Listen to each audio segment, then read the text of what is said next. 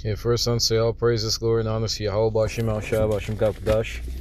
And get double honor to elders, possible to teach the great Muslims from Allah and the truth. Now say shalom to the hopeful elect of Israel. And I'm going to start here in 2nd Exodus 2 and 47. Try to run through this as quickly as possible because this is a very simple topic. But then said unto the angel, what young person is this that crowneth them and giveth them palms in their hands?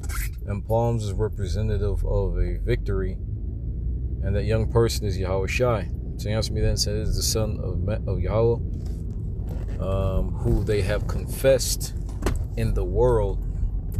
Then began I greatly to commend them that stood so stiffly for the name of the Lord. And Noah, how do you confess Yahweh Bashim Al Shai into the world? You start with the name, you know, and you try to have the leader of IUIC that makes you how that mentions the commandments, which is funny because when you first come into the truth, you don't come into the truth by following the commandments first. You know, you normally, well, it'll make sense if you're coming up out of idol worship. You would have to consciously worship another god, and you'd have to know the name of that other god, and the name would usually come first. You know, when the Lord had talked to Moses, if I'm not mistaken, he didn't lead with the commandments. He led with his name first, and then we were officially given the commandments. You know, but standing stiffly, meaning not backing down, not selling out, which is what a lot of jelly-backed, spineless, cowardly snake pieces of shit have done. Sold out, once again. Zephaniah, I think it's 3 and 9. For then I will turn to the people a pure language that they may call upon the name of the Lord. What the fuck is this idiot doing? Can't stand fucking niggers. They may call upon the name of the Lord. Once again, after you call upon, after you acknowledge and you understand the God you're worshiping, then normally what will follow afterwards is you actually going after their ways, just like with Moses. He was told the name first, and then we were given the commandments. And this isn't, if you want to go in the direction of following the commandments, following the law won't save us, because if it was strict, first of all, that would void Yahweh Shai, which is complete fucking madness.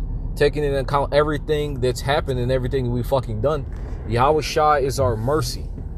To throw him aside, we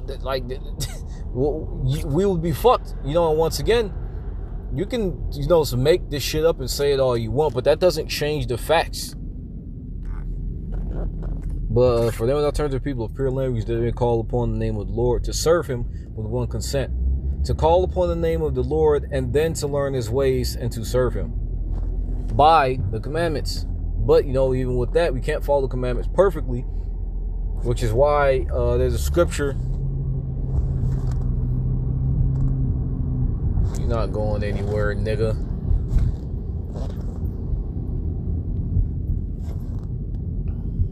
Judges 5 and 11.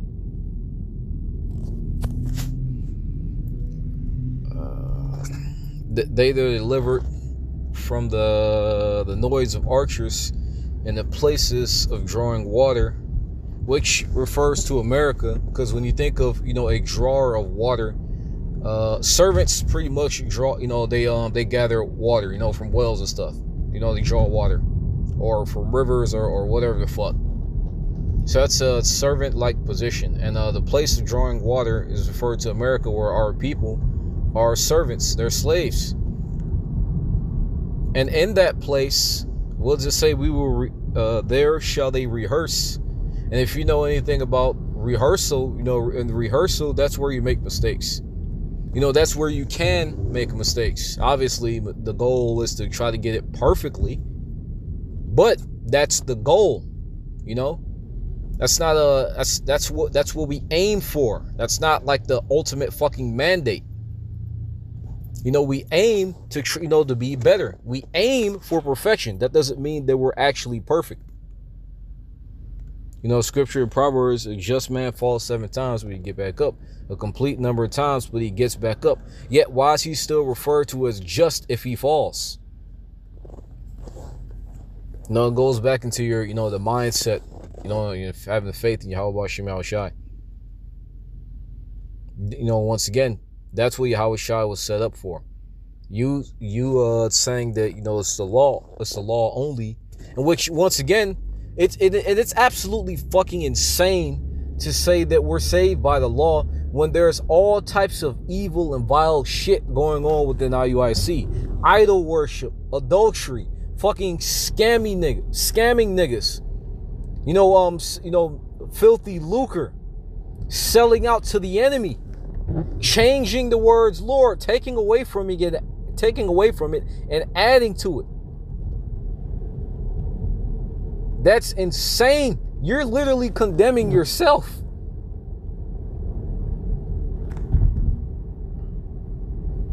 They rehearsed the righteous acts of the Lord, even the righteous acts toward the inhabitants of his villages in Israel. Then shall people of the Lord go down to the gates. And let me see here.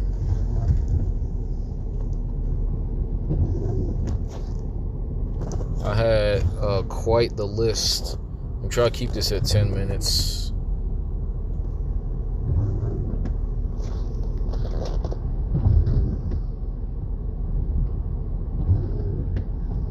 Psalm 94:16. And going into, once again, standing stiffly, not selling out, not being a fucking hireling. I'm going to go to that, Lord willing. Psalms 94 and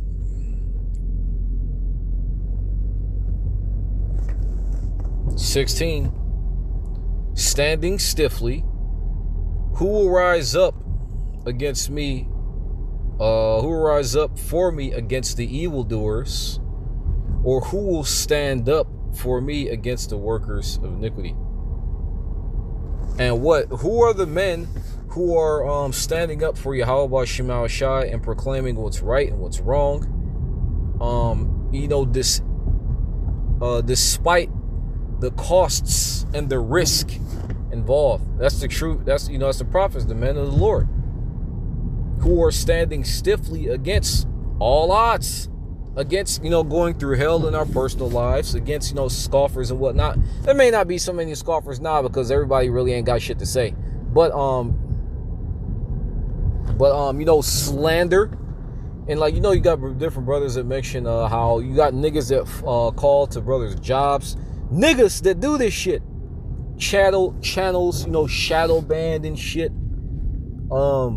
Niggas stalking brothers, fucking with their families and whatnot, and all going through all types of crazy shit from these crazy ass niggas who will stand up against. And not only that, but you have the evildoers at the top, the so-called white man, who are plotting, all manners of evil. Having some fucking lists and shit like that.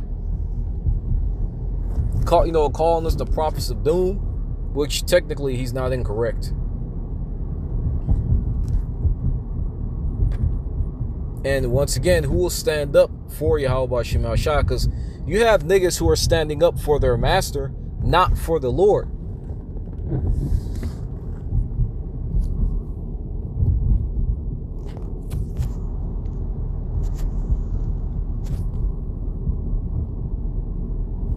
It's Luke, I believe, 21 and 12 here. Luke 21:12. And not niggas, like I forgot to mention, with how could I, niggas threatening and actually committing crimes and intimidating brothers and shit. Because you had some niggas that you obviously got niggas that come up to the camp to start shit, to wave around weapons and shit like that, and all that crazy shit. It's Luke 21 and 12. But for all these, they shall lay their hands on you and persecute you, delivering you up to the synagogues. And you had this happen to the prophets, and you know, you had like very small instances of this type of thing happening where brothers actually got attacked, you know. But you had this, you know, happening to the prophets where, you know, they were put in a prison, where you had niggas that you know, were attacking them and doing all types of crazy shit. And even with all of that, they what stood stiffly. They got back up, kept it motherfucking pushing, kept moving forward. They remained they remained on the path, not veering off because they were paid, you know, delivering you up to synagogues and prisons, being brought before kings and rulers for my name's sake. Once again, it doesn't say for the commandment. Like, and here's the thing. You want to know the funny thing? When the Lord means something, he says it.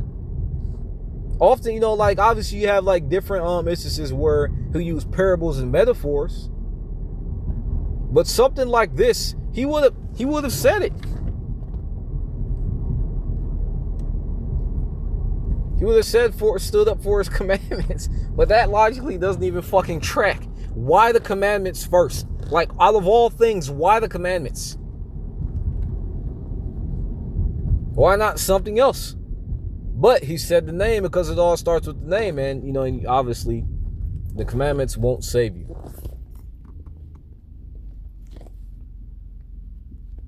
This might be it.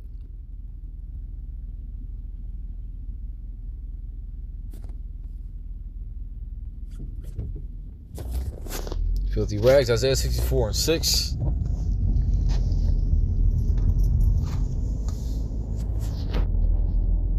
But we are all as an unclean thing, and all our righteousness are as filthy rags.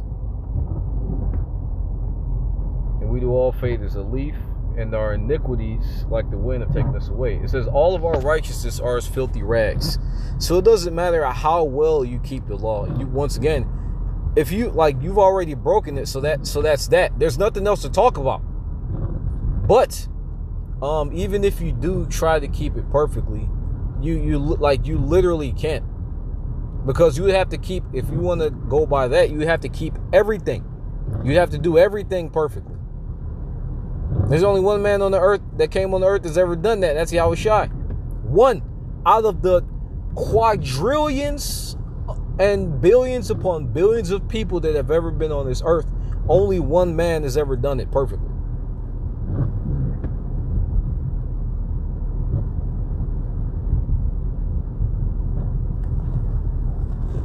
Right? But no, it's pretty much it. Hope it's edifying, hope it made sense. Say all praises, glory, and honor to Yahweh, Shema, Shabbat, Shabbat, Dash, Shabbat, as a teacher, and minister, Shalom to the Israel, destruction bound, great America.